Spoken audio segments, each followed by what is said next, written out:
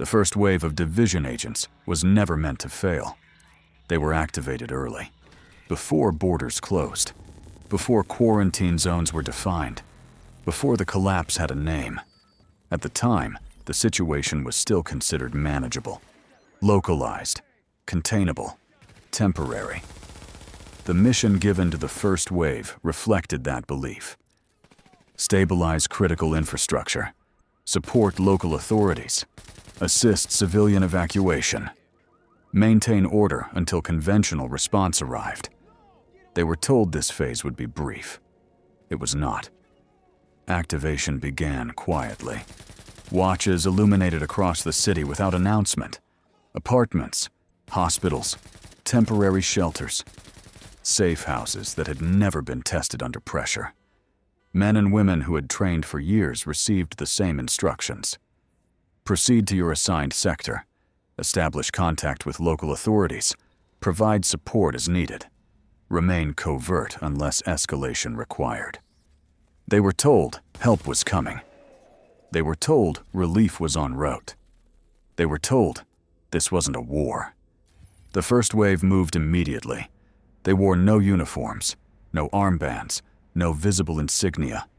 They were designed to blend in, to stabilize without becoming targets, to restore order without becoming symbols. Most civilians never knew who they were. They trusted the system. They trusted command. They trusted the timeline they were given. That trust did not survive the first 48 hours. Communications degraded rapidly.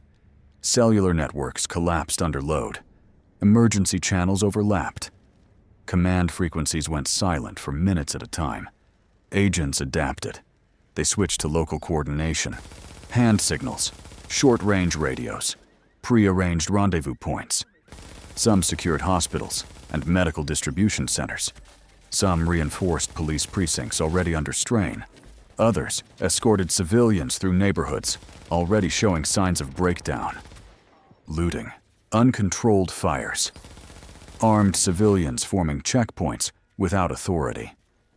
This was the point where factions began to emerge. At first, they were not named. They were simply groups, people who decided waiting for help was no longer an option. Former sanitation workers began burning contaminated buildings. They believed fire was the only thing that could stop the spread. These would later be known as the cleaners. They were not initially hostile to division agents. Some cooperated. Some shared resources. Others demanded territory in exchange for protection. At the same time, gangs and opportunists took advantage of the vacuum. They looted supply convoys, occupied abandoned police stations, used fear as currency. These groups would become the rioters. The first wave encountered them daily. Sometimes negotiations worked. Sometimes they did not. Every choice carried consequences.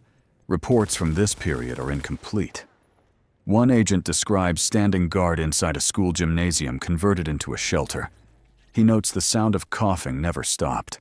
Another logs rationing water inside a subway tunnel. He records arguments over who deserved more. A third file ends mid-sentence.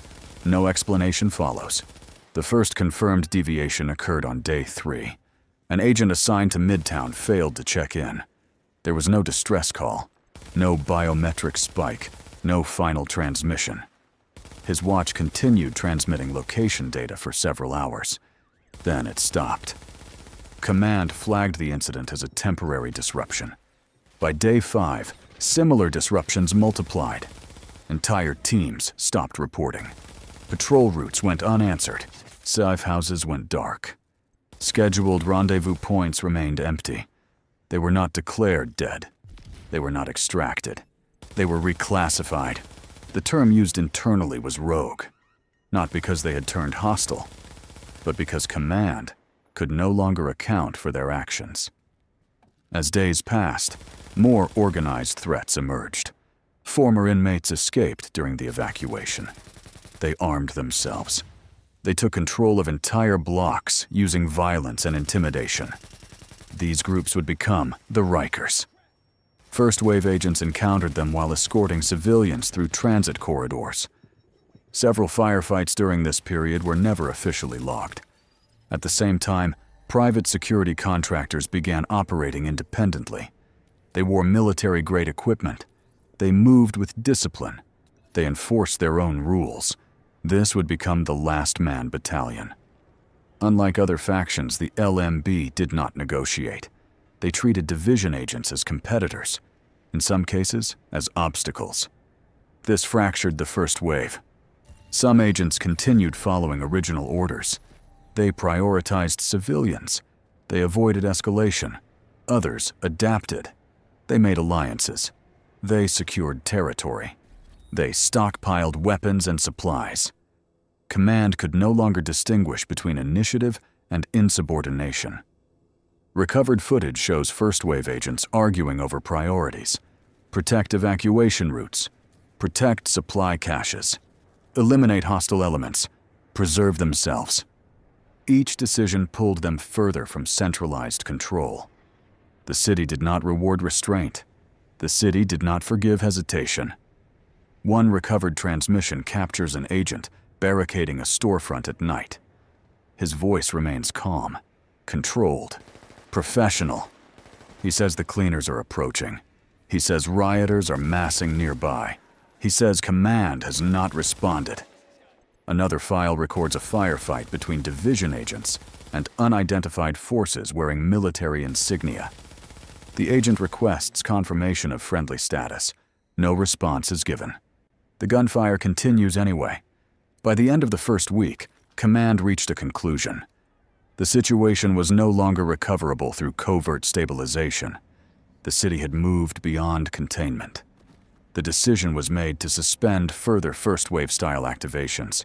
No reinforcements would be sent. No public extractions authorized. Surviving assets would be handled differently. A new directive was drafted. Agents still operational were instructed to go dark. Deactivate visible systems. Preserve remaining assets. Avoid engagement unless absolutely necessary. This directive was issued quietly. It did not reach most of the first wave. By the time it was transmitted, too many watches were already silent. Some first-wave agents were confirmed killed. Others were believed captured. Several continued operating independently, without oversight, without support, without orders. They were now classified as rogue. What remains of them are fragments, broken transmissions, recovered watches, echo recordings looping final moments.